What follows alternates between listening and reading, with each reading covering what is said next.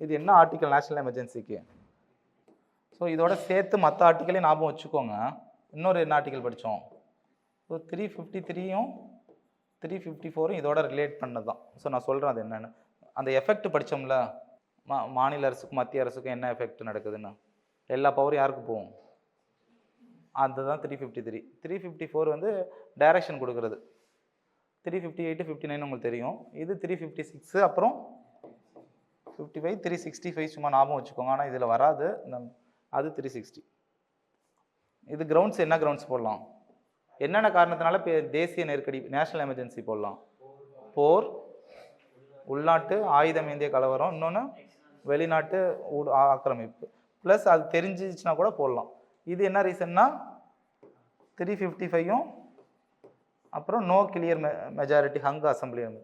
இது ஃபினான்ஷியல் இன்ஸ்டெபிலிட்டியாக இருந்தால். Maximum period எவ்வளோ இதுக்கு இல்லை, 6 மாதத்துக்கு ஒரு டைமு.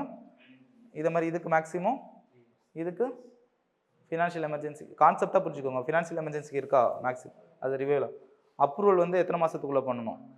இது நார்மல் தான், பொறுமையாக பண்ணலாம். 2 months, அதுவும் 2 months. அப்ரூவல் வந்து இதுவும் அதே தான். மெஜாரிட்டி இது ஸ்பெஷல் மெஜாரிட்டி, அது ரெண்டும். ரிப்பீட்டட் அப்ரூவல் இதுக்கு அதுவும் அதே தான், 6 months தான். அதுக்கு இல்லை. ரிமூவல் வந்து எப்போ வேணாலும் பிரசிடென்ட் பண்ணலாம், இல்லை லோக்சபா தீர்மானம் போடலாம். இதுக்கு பிரசிடென்ட் எப்போ வேணாலும் பண்ணிக்கலாம். எஃபெக்ட் பார்த்துக்கோங்க. எஃபெக்ட் என்ன? அடிப்படை உரிமைகள் பாதிக்குது, மத்திய அரசு, லோக்சபாவோட டேர்ம் இன்க்ரீஸ் ஆகுது, அசம்பிளியோட டேர்மும் இன்க்ரீஸ் ஆகும். இது ஸ்டேட் கண்ட்ரோலில் வந்துடும். இது எல்லா மத்திய அரசு கண்ட்ரோலில் பணம் சம்மந்தமாக எல்லாமே போயிடும். சம்பளத்தை குறைக்கிறது, பண மசோதா பிரசிடென்ட் கிட்ட போயிடும், மத்திய அரசு டைரக்ட் பண்ணுவாங்க. ஸோ இந்த பாக்ஸ் தான் எமர்ஜென்சி. இதுலேருந்து கண்டிப்பாக ஒரு கேள்வி எல்லா எக்ஸாமுக்கும் வரும். ஸோ குழப்பம் இல்லாமல் எழுதிக்கோங்க. ஸோ இந்த காரணத்தினால நீங்கள் வேறு ஏதாவது உங்களுக்கு ஏதாவது எக்ஸ்ட்ரா தெரிஞ்சுன்னா போட்டுக்கோங்க. ஸ்டார் போட்டதெல்லாம் அமெண்ட்மெண்ட் பண்ணது. ஓகேவா? இது மட்டும் 1 yearக்கு மேலே போனால் 2 ரீசன். நேஷனல் எமர்ஜென்சி இருக்கணும், அப்படி இல்லைனா எலெக்ஷன் கமிஷன் சொல்லியிருக்கணும்.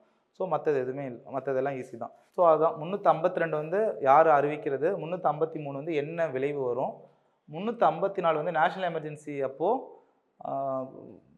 மத்திய அரசு மாநில அரசு வந்து பணத்தை பிரிச்சுப்பாங்க டேக்ஸை. அது வந்து மத்திய அரசு சொல்கிறது தான். ஃபினான்ஸ் கமிஷன் ஒரு 40% சொல்கிறதுனா அது அந்த டைமில் ஒத்துக்க மாட்டாங்க. ஸோ அப்போ வந்து மத்திய அரசு சொல்கிறது தான் 354. 355 உங்களுக்கு தெரியும், மத்திய அரசோட ஒரு கடமை, கான்ஸ்டியூஷன் படி இது செயல்படுதான்னு.